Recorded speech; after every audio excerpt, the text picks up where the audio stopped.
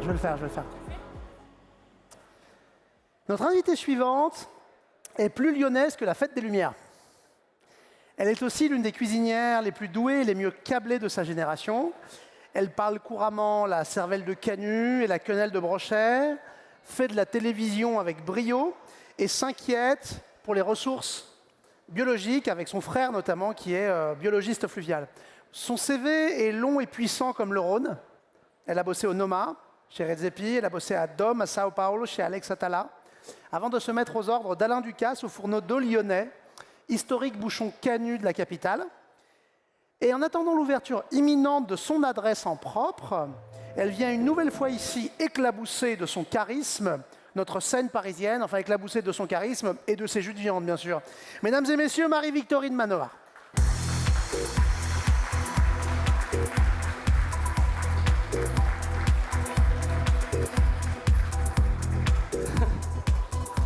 Bonjour. Comment ça va? Ça va bien. Comment ça va, MV? Ça va. Bien? Ouais. Contente de te retrouver ici? Ouais, ça m'avait L'an manqué. dernier, tu étais à cette place avec ton frère. C'est vrai, il y avait des silures qui Il a ramené un silure Ouais. monstrueux, immense, qui faisait faire 20 kilos. Alors aujourd'hui, c'est un autre genre de bête. Alors je ne sais pas si la caméra vous montre déjà un peu les éléments qu'il a répartis, parce qu'on est sur l'animalité là. Hein. On est Oui. sur... Ouais. Qu'est-ce que tu vas cuisiner aujourd'hui? Aujourd'hui, on va cuisiner du cerf. Du cerf. On va un petit peu parler de la chasse aujourd'hui en France et à l'étranger, en Europe notamment. Ouais. Et la particularité de ce cerf-là, c'est qu'il se nourrit d'algues. D'algues? Donc on va... Un cerf qui mange des algues? Absolument. Mais ça a lieu où, ça? Alors ça a lieu en nord-ouest d'Écosse. Ok. On voit les images, regardez. Voilà. Ok, d'accord. Donc c'est un cerf qui va... Cette photo a été prise par Benjamin. C'est un Français qui s'est installé donc du coup sur ces îles d'Écosse et qui s'est rendu compte d'une problématique. Il y a une population là-bas de cerfs qui prolifère et on a un petit peu du mal aujourd'hui à le distribuer de partout. Donc en fait, ça induit aujourd'hui du vivant qui est malheureusement tué pour réguler les populations, mais qui est malheureusement pas forcément mangé parce qu'on a du mal à aller chercher ce cerf sur les îles qui sont Donc on les met assez loin. On les met à mort pour réguler et malheureusement la viande n'est pas utilisée. Alors, on a décidé d'utiliser cette viande.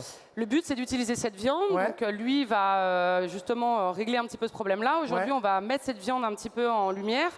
On a, nous, des sujets comme ça aussi en France, hein, du cerf et du sanglier, on amènera le sujet. Bien sûr. À ma connaissance, on n'a pas de cerfs qui se nourrissent d'algues. Mais c'est incroyable, moi j'avais jamais vu ça. Est-ce qu'on peut dire que c'est une espèce de cerf de présalé? Ouais. Vite fait. Ouais, carrément. Non, mais pas vite fait, c'est carrément ça. Présalé, plus, parce qu'en l'occurrence, ils mangent carrément vraiment les algues elles-mêmes au bord de la mer, quoi. C'est incroyable. Et donc là, on a vu un petit peu, tu as montré tout à l'heure les algues. On a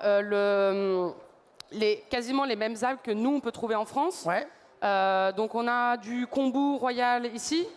Ça, donc le cerf s'est nourri de ces algues-là. C'est les algues qu'on trouve nous sur nos côtes bretonnes aussi en France, qui sont pas très exploitées. On les voit rarement, ou alors très mal transformées. On les trouve en bocaux, sans goût, voilà, très très molles. Ça commence un peu la consommation d'algues. Alors on a Jean-Marie Pédron qui vend, mais le problème c'est qu'on veut lui acheter des algues, on peut pas parce qu'il a déjà un petit cercle restreint de restaurateurs triés sur le volet. Donc il n'y a pas encore vraiment cette culture-là. Et alors là, il faut dire que ça pousse tout seul. Il n'y a pas de culture d'algues. Absolument. Alors, il y en a. Il y en a. Mais qui sont plutôt positives parce qu'en fait, elles aident un petit peu à agglomérer le CO2 et en fait, elles font du bien à l'écosystème. Donc, à côté d'une pisciculture, avoir une espèce de ferme d'algues est finalement bénéfique pour la pisciculture. Et puis, il faut dire aussi qu'il y a des vertus nutritives assez spectaculaires des algues. C'est vrai. Et ça pousse très bien. On ne peut pas trop se tromper, c'est-à-dire qu'il n'y a pas comme sur ce qu'on pourrait dire les herbes terrestres, il n'y a pas trop d'algues toxiques. Il y en a qui sont moins bonnes que d'autres ou d'autres qui n'ont pas de goût. Et attention, il y a des algues toxiques induits à cause de la main de l'homme qui aujourd'hui a surfait des usines et on trouve des petites algues sur les eaux un peu stagnantes qui ne sont pas terribles.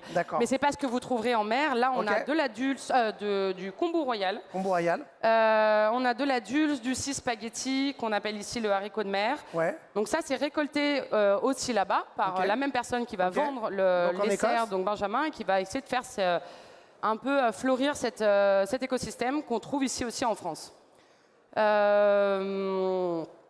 on va vous préparer 2 plats avec Joy, que vous avez vu l'année dernière avec nous, qui nous a fait les plus belles quenelles bien sûr. Bonjour. Du monde. On peut l'applaudir très fort. Et Salomé. Bonjour, merci. Merci à toutes ces aides sans qui ce festival n'aurait pas lieu. Bon, c'est parti. On y va. Ouais. Je voulais juste introduire du coup, deux mots sur ce sujet un petit peu houleux qu'est la chasse. Ouais. Parce que j'imagine que tu vas me poser des questions à ce sujet-là. Alors moi, je vais te poser une question qui est celle des inconnus. Est-ce que tu penses qu'il y a des bons et des mauvais chasseurs?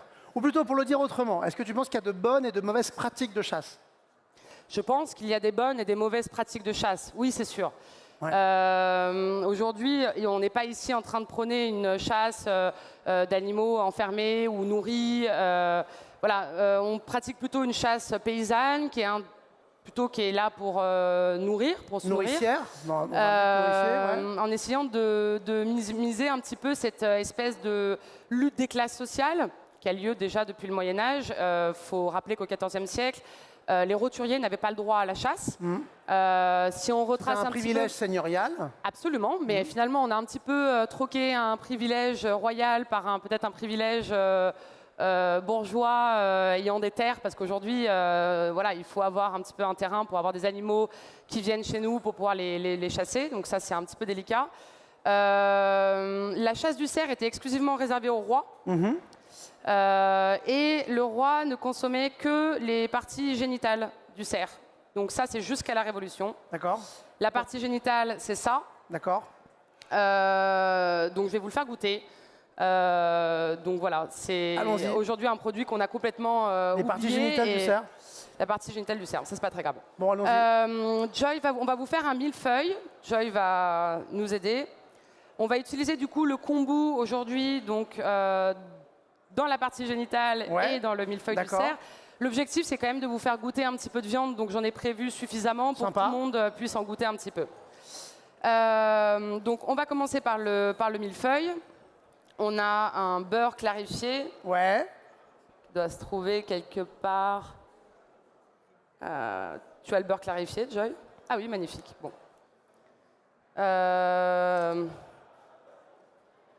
On va juste huiler un peu comme ça le fond du papier. On va huiler un petit peu le fond du papier. On va le faire à toutes les deux. Donc là, on a fait le parti pris de faire un millefeuille plutôt sur l'amertume. Ouais. Donc on a des navets boules d'or, de l'artichaut. On a de l'ail aussi qui est macéré à l'hydromel, qui a 1 an de bocal aujourd'hui.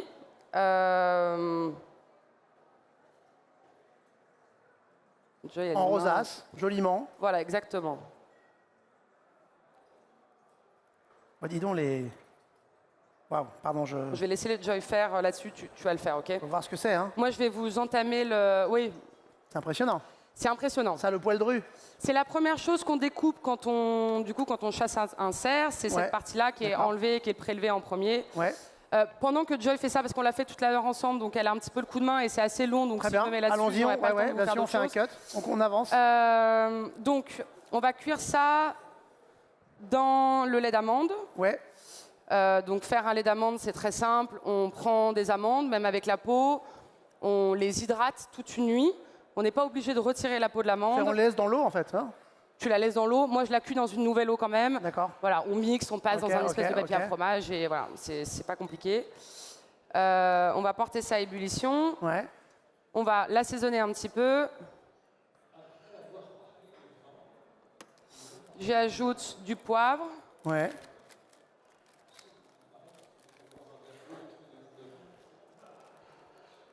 Lait d'amande, poivre, sel. Et tu vas les pocher dedans, c'est ça? On va les pocher dedans. Ok. Ça cuit assez rapidement, hein, quelques 30 secondes, un peu moins d'1 minute. Ok. J'ajoute des champignons secs. Ok. On va ajouter, on va mettre ça là-dedans, du kombu qui est séché. Là, c'est pas moi qui l'ai séché, mais le processus est assez simple, hein, déshydrateur toute la nuit. Ok, parfait. Le kombu est sec. Donc le fameux kombu que tu montrais tout à l'heure, le fameux kombu royal, la grande feuille d'algue. Donc, on va mettre ça. Ouais, donc ça va te faire un petit jus de cuisson là, au lait d'amande bien savoureux. Exactement. Déjà qu'il y a bien du goût, quoi. On va se mettre une gousse d'ail. Super. On disait, Marie-Victorine, que tu fais 1000 trucs.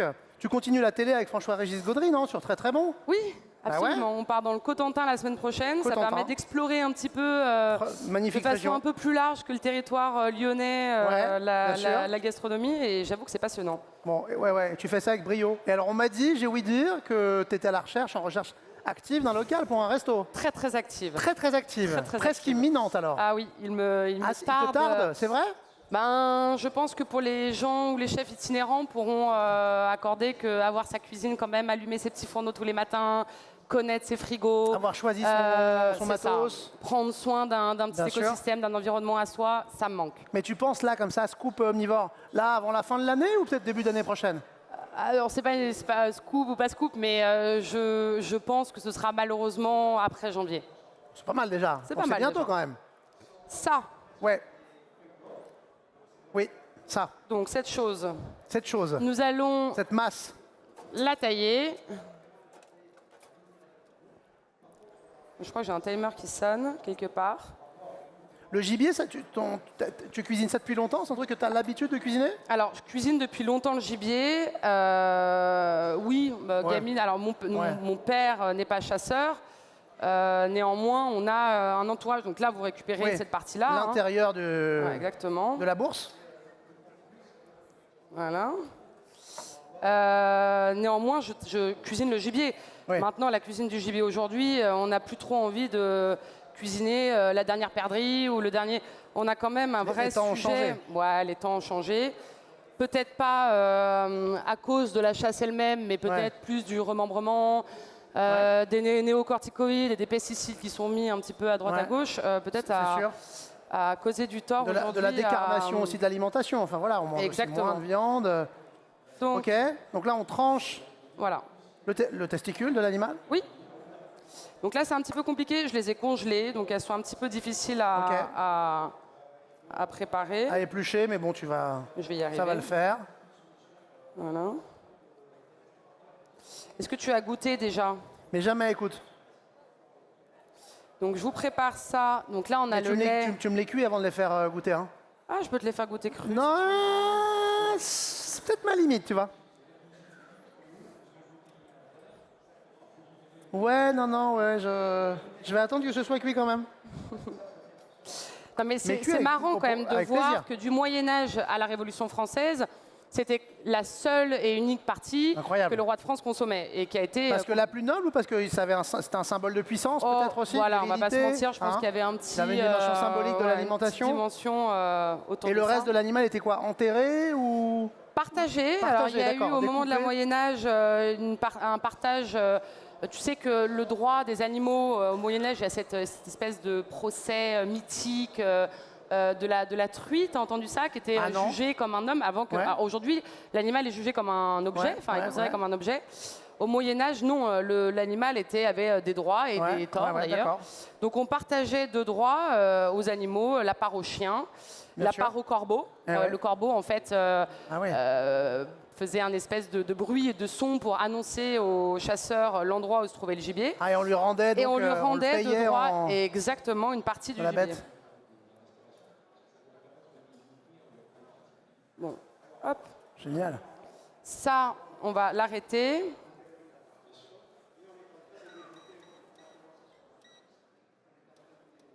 On va en tout cas le diminuer. En parallèle, on va vous cuire les longes de cerf, ce qui est aujourd'hui considéré comme la partie, pour nous, la plus noble, on va dire. Qu'on a emmêlé dans une espèce de feuille. La plus noble parce que c'est une sorte de filet très maigre. Parce que c'est un filet et qu'aujourd'hui, c'est très clairement ce qui est le plus consommé. On va se mettre un peu de beurre là-dedans.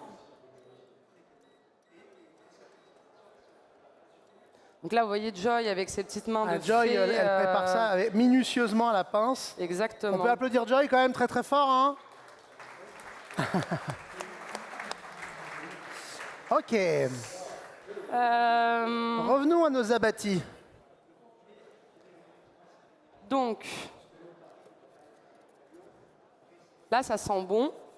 Le lait d'amande, quand il bout, il va granuler un petit peu. C'est pas grave. C'est marrant, c'est un peu la même texture que ça. Donc on va les pocher 30 secondes. Je vais les débarrasser. Et on va passer cette sauce au chinois et on va lui donner un petit coup de bouillon. Ok, super. Et je pourrais vous faire goûter, en faire passer une partie parce qu'il y en a suffisamment pour... Génial, c'est adorable. Goûter. Voilà. Ça, c'est sympa. Je me suis dit que ça vous ferait plaisir. Ils sont quand même venus manger avant tout. Hein. Oui. Ils nous écoutent, mais en fait, ils préfèrent quand même vachement manger que nous écouter. Super. Ok. Salomé, est-ce que tu peux mettre un petit peu de beurre dans les poêles? Il est juste là-bas. Un petit peu de beurre. Pas trop, attention. Hein. Juste ce qu'il faut, oui. Oui, vous en avez ramené qu'un petit peu, voilà. Oui, toujours dans la mesure avec la matière grasse. Hein, Une lichette, attention. Ah oui, ça va.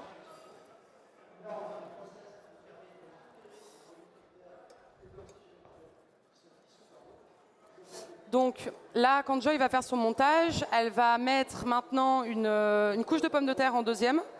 En fait, pour ce genre de montage très fin où on met que du légume, on ajoute souvent une couche de pommes de terre à la deuxième épaisseur quand on fait cette espèce de millefeuille qui est un petit peu gondolé. Pour que ça tienne. Voilà, ça sert de ciment. Donc en fait, ce sera la seule couche de pommes de terre qu'il y aura dans le millefeuille.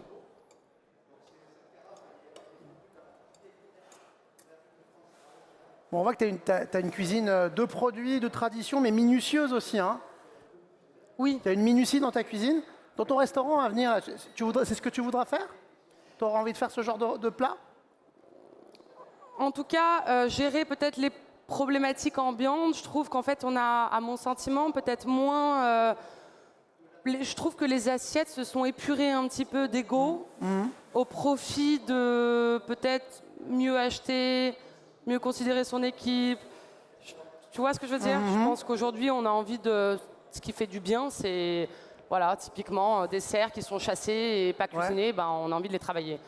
Après, oui, je prends beaucoup de plaisir à faire ce genre de petits montages et de prendre du temps avec les produits, ça c'est sûr. Donc, là, ça va pas tarder. Ça poche, ça poche? Ça poche, ça poche. Ça, on va l'accélérer un petit peu. Donc, ce qu'on va faire, tu prends le relais. Là, on va en ficeler un. Je vais vous montrer. C'est relativement simple. Donc là, tu l'as drapé dans de l'algue kombu, ficelé. Oui. On prend... Tu vas le momifier. Momifier. On peut dire ça comme ça. C'est joli. Ça, on va se le mettre là.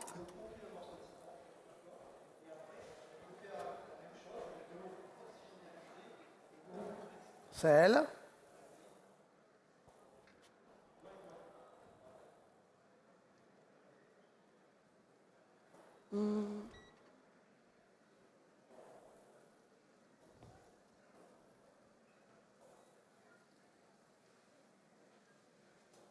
C'est la retrouvaille du cerf avec les algues. Hein. Ouais, exactement. Ça fait un peu... ça marche très bien. Je vais te faire goûter ça. Est-ce que tu manges souvent du cerf? Il faut savoir que là-bas, il n'y a pas de saisonnalité pour la chasse du cerf. D'accord. Il y a des cerfs toute l'année, tu veux dire? Voilà, il y a des cerfs toute l'année. Et on va se mettre un petit bout de ficelle. C'est entrée plat dessert, mais au pluriel.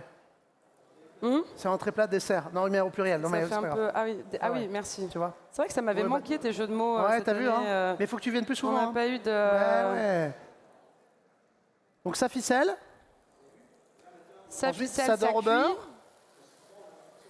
Et ça cuit là à travers l'algue. Ça cuit à travers l'algue, bien sûr, bien sûr. Un peu vapeur, donc ce ne sera pas saisi. Tu verras, ça aura quand même ce goût de réaction de l'algue. Ouais, d'accord. Là, on va au moins le cuire peut-être 8 minutes. D'accord. Tu t'es mis un petit timer? Donc tu vas bien le marquer. Je pense qu'on peut, je pense que ça fonctionne. Ouais, ça le fait, ça l'effectue. Superbe.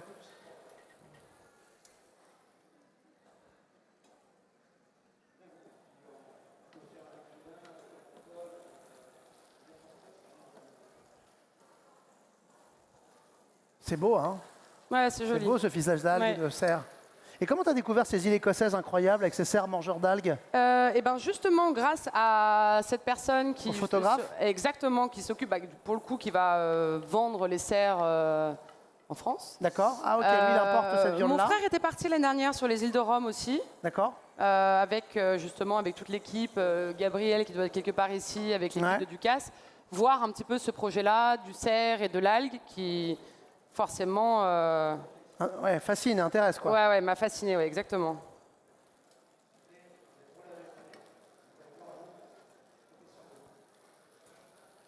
Et regarde ça, on va les sortir, elles ont l'air pas mal. Les bourses poches, si je peux me permettre. Ouais. Les bourses poches, tranquillement.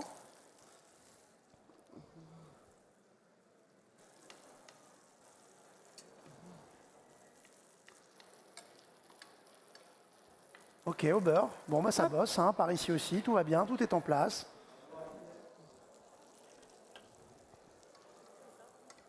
Oui, donc ça c'est une pâte faite à base, pareil, d'algues fermentées, que Joy est en train de placer, avec un miso de riz noir, et avec une petite sauce soja ramenée par Joy de Taïwan.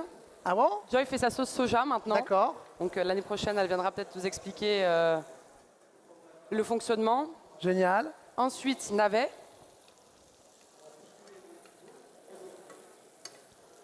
Il faut que tu laisses un peu colorer quand même la viande sur ton... Ok, ça colore tranquillement. Et on va peut-être commencer à goûter ça. Eh ben allons-y, on commence à goûter. Hein. Moi, je suis chaud. Hein. T'es chaud? Ah, je suis chaud. Regarde. On va se mettre ça là. Hop.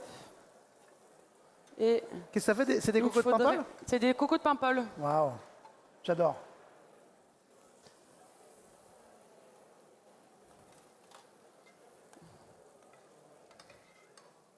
Là, la cuisson est bonne. Ouais. On va passer au chinois.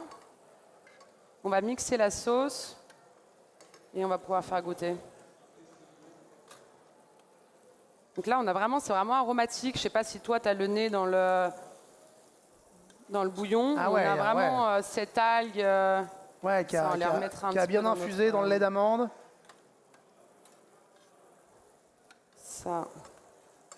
Avec cette petite odeur animale aussi, cette petite acidité un peu de sauvagine. Un peu, hein. Ça. Et je crois que derrière toi, tu as une casserole avec un chinois. J'ai ça. Tu veux ça? Tiens. Avec plaisir. Regarde, on va se faire ça à 4 mains. Voilà.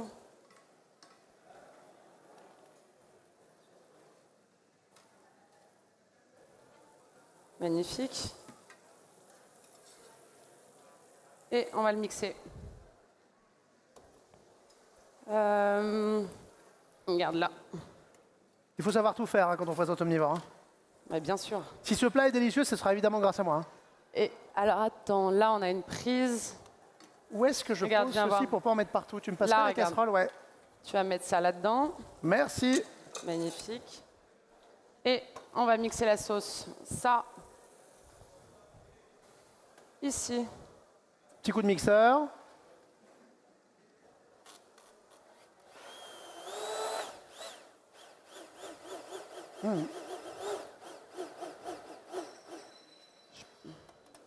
Est-ce qu'on a des assiettes peut-être pour faire goûter Est-ce qu'on a des assiettes? On en a. On en a ici. Peut-être qu'on va demander d'en ramener aussi de là-bas. Tu veux que je te dresse ça là ou là-bas? Regarde, on va se mettre là. On se met là, regarde, non? Ouais, très bien. Regarde. Tu peux en faire quelques-unes là. Super. Les assiettes arrivent. Merci beaucoup. D'autres assiettes, on va les mettre ici. J'ai l'impression que celle-ci...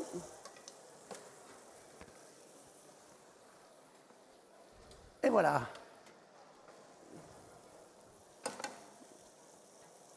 Est-ce que tu penses qu'elle n'est pas adaptée à...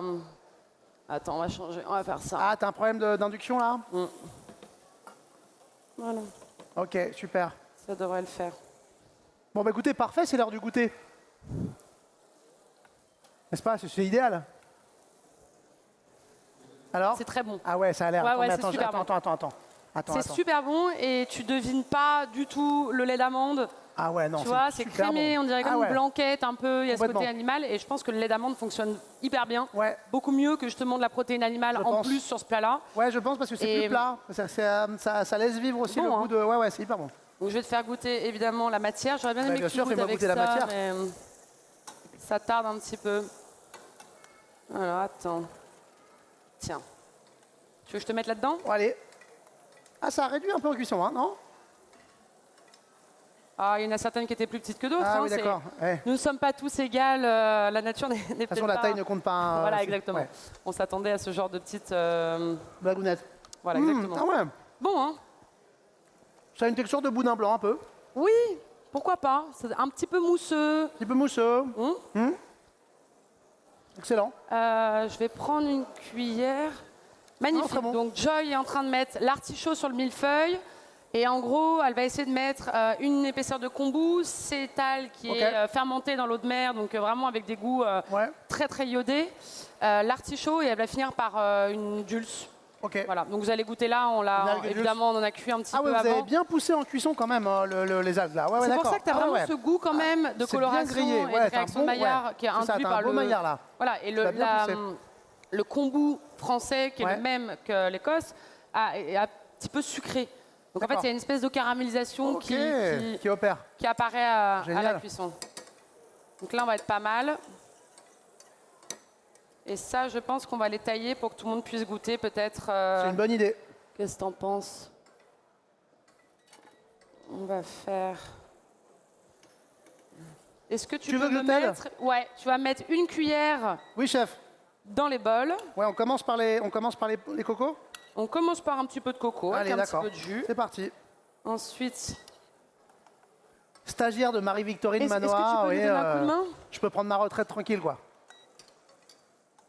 Tu peux nous donner un petit coup de main, peut-être pour faire passer... Peut-être tu peux faire passer si quelqu'un veut goûter. Hop. Qu'est-ce que t'en penses? C'est joli. On leur met un peu de lait d'amande avec lait d'amande, on a le kombu. Hop, tiens, on va enlever ça. Attention, chaud devant. Oui. Tiens, vous leur envoyez? Je sais pas si... Ah oui, je sais pas s'il y a des plateaux. On n'a pas une organisation dingue. Oh, c'est pas grave, on va faire ça un peu à la one again. Très bien. On va faire ça à la casanière. You can bring to... Yeah, to the public. Ah, il y a un plateau, yes, thank you. Voilà. Il y a un plateau, yes, thank you. Pas de problème. Autoréponse, ok, on va faire ça. Hop là. Je pense que c'est cuit là, non? Ouais, on va peut-être les stopper parce que j'ai peur que ce soit trop cuit là, sinon ça va sécher un peu.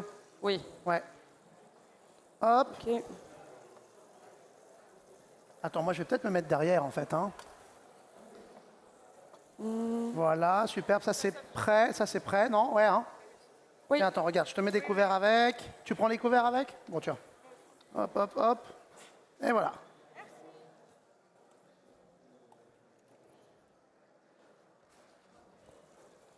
Magnifique.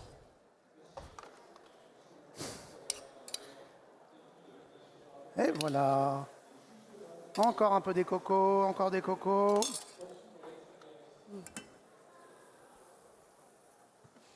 Magnifique. Ah ouais, t'es bien organisé, toi. Super.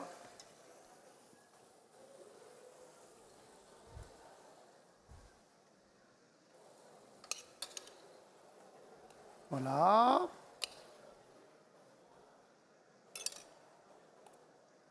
Ok. Parfait. Allez. Ça part, ouais. Voilà. Bon, j'en ai plus après si, oui, on en fera, si besoin on en fera d'autres après, ouais. Allez, il reste quelques cocos. Il y a quelques chances dans le public qui vont pouvoir goûter. Voilà. Il y en reste. Il en restera si pour jamais, après. voilà, ouais, pour après. Ensuite, on va tailler le cerf. Il nous reste combien de temps? Pas assez de temps pour laisser poser, hein. Il reste 3 ou 4 minutes. Je pense qu'on va y aller. OK. On va y aller. Normalement, évidemment, on laisse poser le même temps de cuisson le cerf pour éviter que... Ouais, on laisse tirer. Voilà, que la viande ne saigne trop. Ouais. Là, évidemment, on ne va pas le faire parce qu'on n'a pas le temps. On n'a pas le temps, mais... On va tailler le millefeuille. Bon, le millefeuille qui est magnifique, regardez la beauté de la chose. Attends, Petit coup de main. Attends, on va le transvaser. Là-dessus. Hop là, hop là, hop là. Magnifique. Donc là, on voit Joy qui est en train de terminer ici le millefeuille. Donc on peut apercevoir qu'il y a 2 couches d'algues dedans. Ouais, c'est un gâteau d'algues, de légumes et de pommes de terre. Exactement. C'est super beau, ça. Ah ouais. Là, ah ouais, classe.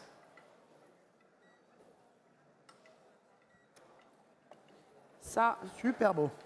Que je vais pouvoir te faire goûter avec un morceau de cerf. Ah ouais.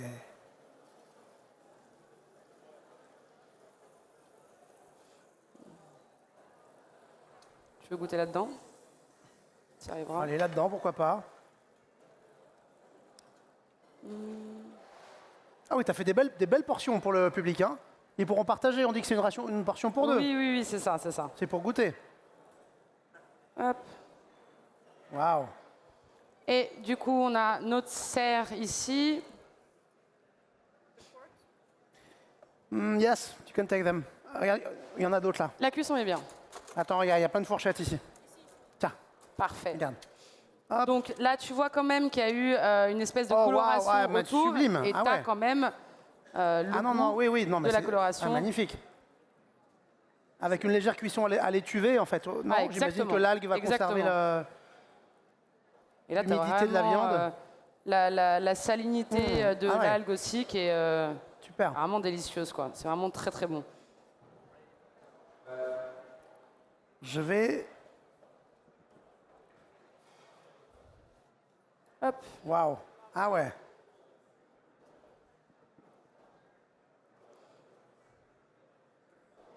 Le petit 4 heures de sortie d'école tout simple. Voilà, parfait.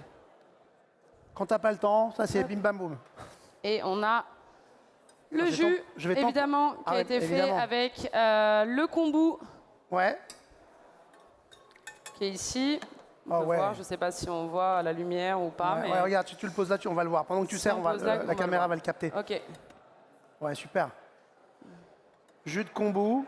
Jus de kombu. Avec la brillance dans jus de viande, mais en fait, c'est le jus d'algue. Alors, il y a du cerf aussi dedans. Il y a du cerf aussi, quand même, un peu dedans, bien sûr, ouais. Et je vais faire d'autres portions. Est-ce que tu as goûté la viande? Mais non, mais pas encore, parce que regarde, je voudrais me la... Tu vois, me la lustrer un peu. Ça a un goût qui est fou. Ah ouais. Hyper bon, hein. Mais c'est très fin, hein. Oui, mais c'est... C'est du cerf. Oui, et puis l'algue est quand même relativement présente. Il y a de l'algue, il y a une salinité... Ah ouais. Non, très bel accord. Ça marche très bien ensemble. Tiens, tu me prêtes ton gros couteau une seconde? Bien sûr. Faire un petit morceau... Et fais voir ça, parce que, attends, Est-ce que ça manque de cuisson ou est-ce que c'est bien? Ça a l'air pas mal. Ça a l'air pas mal, hein. Mince, bon alors, bien sûr. Bon, j'avais prévu des assiettes pour faire un beau dressage, mais c'est ça qui est joli, ça suffit très bien.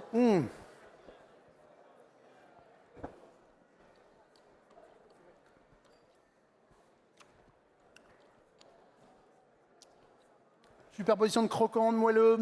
Ouais, on a un super umami qui vient dessus avec l'amertume. Et je pense que c'est nécessaire de mettre sur ce genre de plat des produits plutôt amers que réconfortants. Je pense que le réconfortant vient un petit peu dans l'algue, dans cette salinité avec le jus. Mais de vraiment travailler sur des navets boules d'or, l'artichaut. Je pense que c'est vraiment ça qui donne l'équilibre. Et là, il y a l'hydromel aussi qui apporte le... Bien sûr, l'hydromel de l'ail. Oui, qu'on sent. Que je trouve délicieux. Je sais qu'on n'a plus beaucoup de temps, donc je m'arrête de servir des assiettes. Mais en tout cas, si vous voulez goûter, il en reste beaucoup. Donc voilà. Génial. Ben, merci infiniment, Marie-Victorine. Évidemment. Bon. Vous voyez le niveau, vous voyez la puissance de feu en cuisine de Marie-Victorine Manoa, qu'on sera ravis de retrouver bientôt dans son restaurant. Absolument. On retrouve dans quelques minutes les suivants. Je crois que c'est Maurice Sacco, me semble-t-il. Magnifique. Et on peut l'applaudir très fort, Marie-Victorine. Merci beaucoup. Merci. Et à bientôt.